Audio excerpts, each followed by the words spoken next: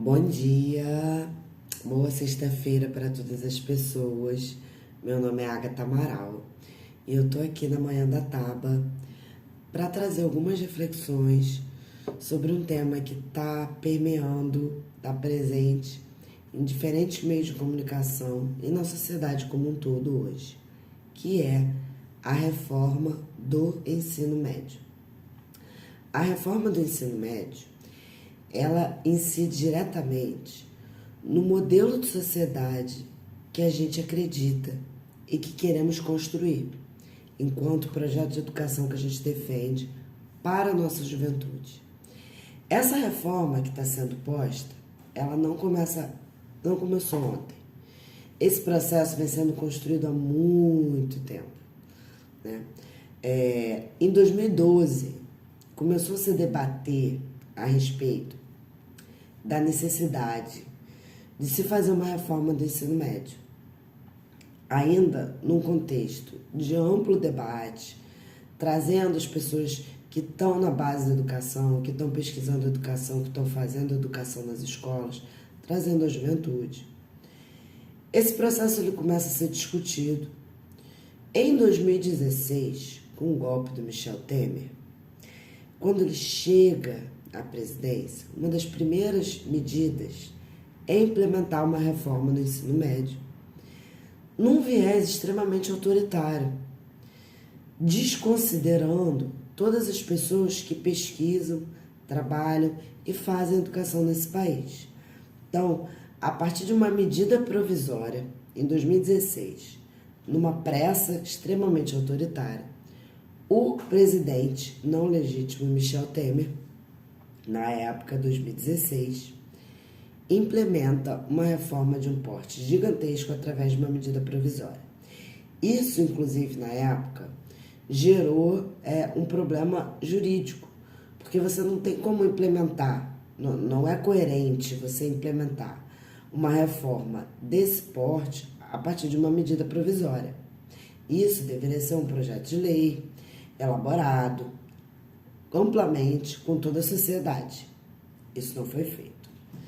Em 2016, a gente começa esse processo, a gente tem a implementação da BNCC, que é a Base Nacional Curricular Comum, que já segue na linha dessa reforma, e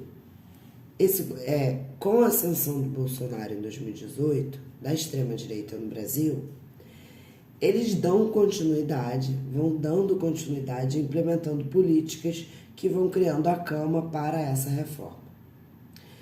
Essa reforma, ela precariza, sobretudo, a educação pública. Por quê? Qual o problema da reforma? A gente tem hoje uma série de conteúdos que a gente entende que vai criar um amplo entendimento da realidade, para quando o estudante for se profissionalizar na universidade, ele escolher exatamente a área que ele quer se aprofundar para seguir no curso de nível superior.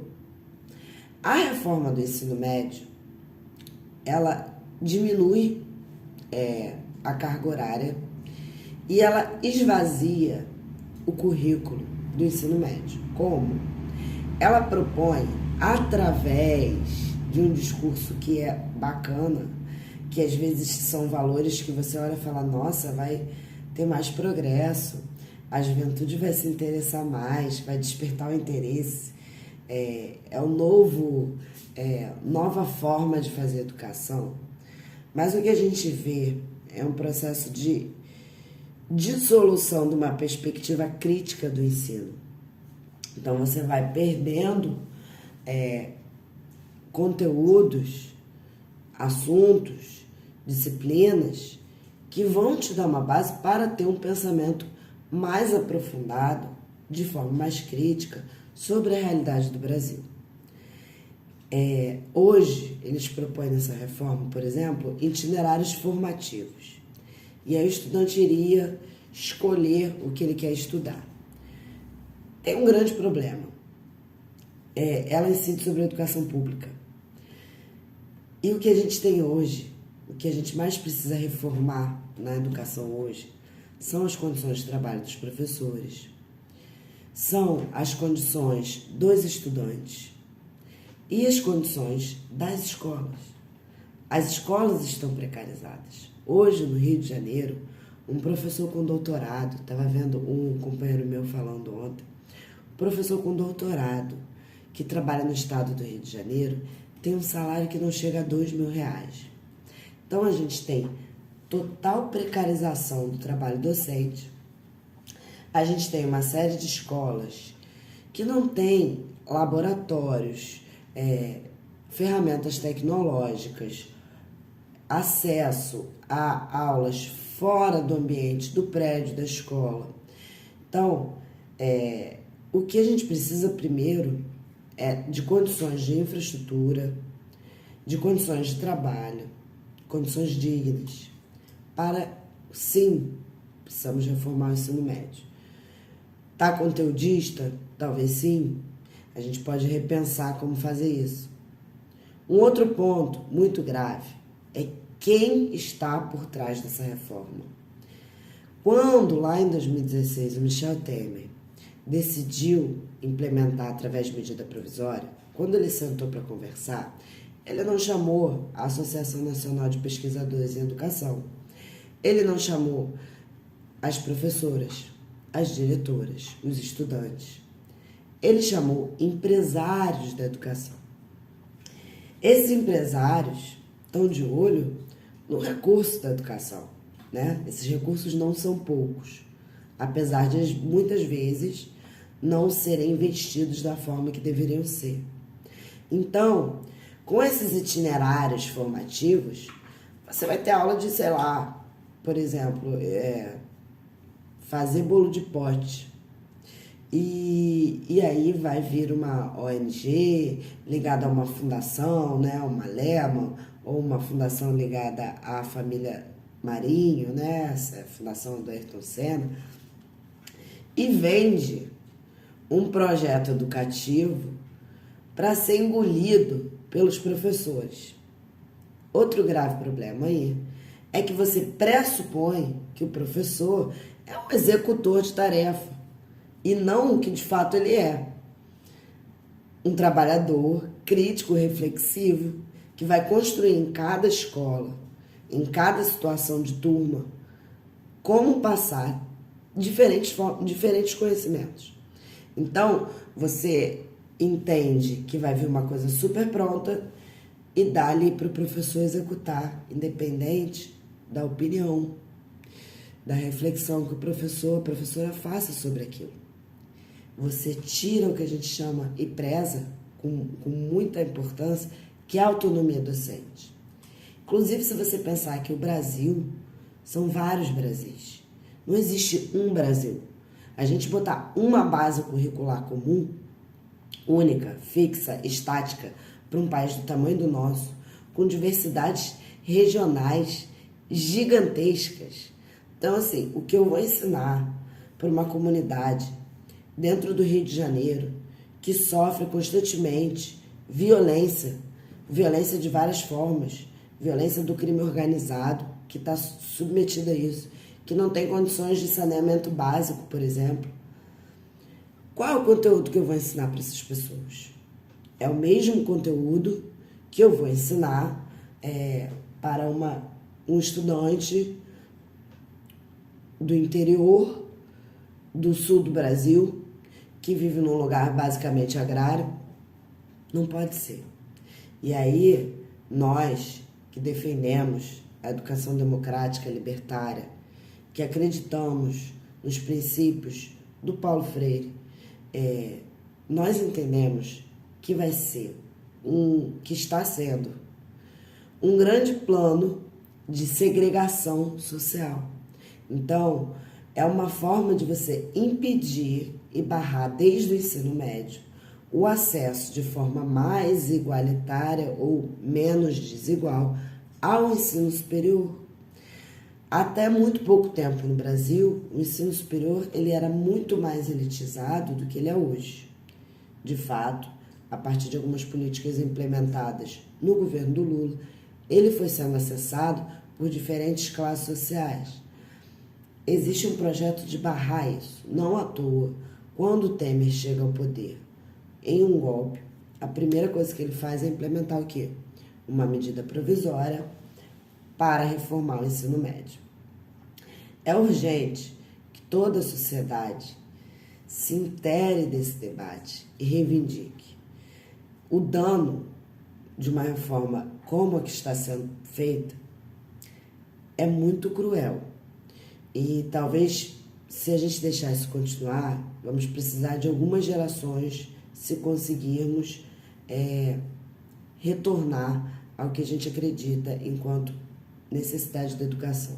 Hoje, se pensa em reformar a educação, reformar o ensino médio, a educação básica, a primeira coisa que se tem que pensar é as condições de trabalho, são as condições materiais das escolas, são as condições materiais dos estudantes, qual o suporte que os estudantes têm.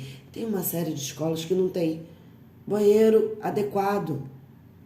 Tem uma série de escolas que aqui no Rio de Janeiro a gente recebe, o professor recebe, como eu já falei, nem R$2.000 com doutorado para ser professor de ensino médio. Qual profissional desvalorizado com uma carga horária excessiva de trabalho não merece ser ouvido? Por quê? A quem isso interessa? Há grandes empresários da educação que vão lucrar muito. Também interessa a pessoas que querem um modelo de país onde cada vez apenas uma elite tem acesso e são contrárias à democratização e a um país mais igual. Hoje, nós temos um contexto de retomada de um governo democrático.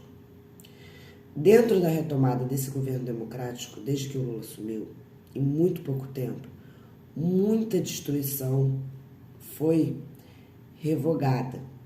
Então, teve uma série de medidas, né, de destruição ambiental, social, econômica, já foram revogadas pelo governo Lula. Contudo, diante de vários ministérios, o Ministério da Educação que se apresenta hoje, mesmo nesse contexto democrático de retomada da democracia, ele apresenta um viés extremamente liberal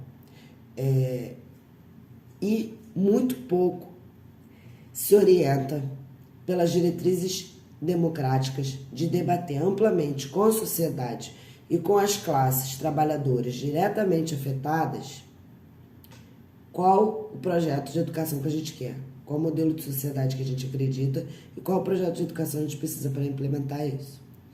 Então, está sendo muito falado. A juventude, em 2016, ocupou a escola, já apontava para essa destruição, esse projeto de destruição do ensino médio no Brasil, sobretudo na escola pública, porque a escola privada de elite ela vai continuar tendo todos os conteúdos necessários para ter um pleno acesso ao ensino superior. Então, o que você quer criar? Você quer criar uma classe que executa e uma pequena elite intelectual que pensa.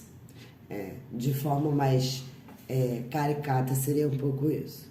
Então, a gente está em 2022, muita coisa que nós defendemos enquanto campanha de retomada do governo democrático que a gente está assistindo hoje estão acontecendo, muitas coisas estão sendo reivindicadas, muitas revogações estão sendo feitas. Contudo, a educação segue esse plano que começou com o governo ilegítimo de Michel Temer, se fortaleceu com a gestão da extrema-direita a partir de 2018, que precisa mais do que nunca agora ser freada. Então é isso. Trouxe alguns pontos aqui que eu acho importante. Acho que esse tema está muito presente na vida de todas as pessoas. A gente precisa abraçar. E é isso. Gratidão aí. Boa sexta-feira para todas as pessoas. Um bom dia. Vamos lá tomar nosso café e vamos que vamos.